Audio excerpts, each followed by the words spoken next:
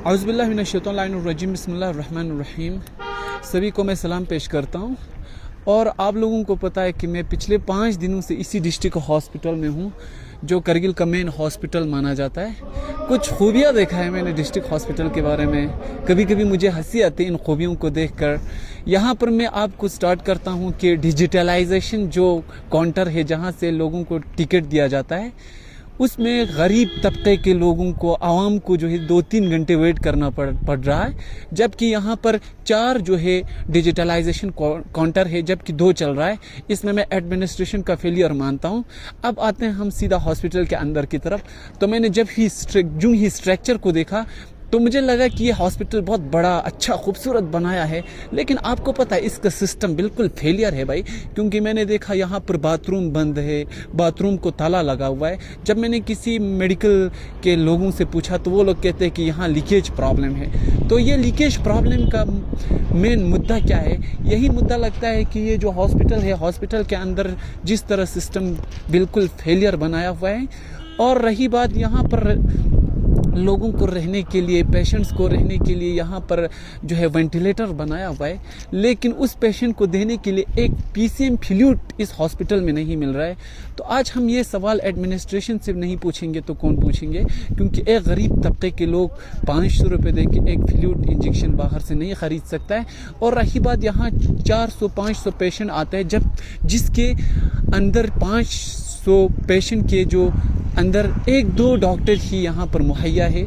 तो ये हॉस्पिटल मुझे कम लग रहा है, क्योंकि अगर ये हॉस्पिटल होता तो यहाँ हॉस्पिटल का जो सिस्टम है वो अच्छा होता।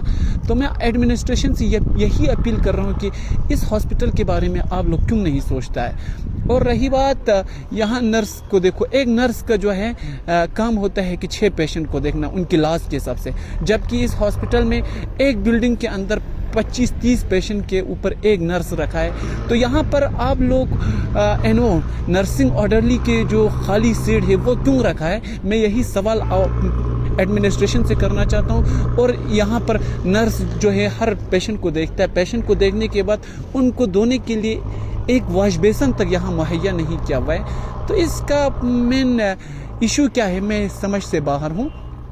और रही बात, यहाँ एमआरआई का जो है सिस्टम जो है वो बनाया हुआ है, उसको चलाने वाला कोई नहीं है।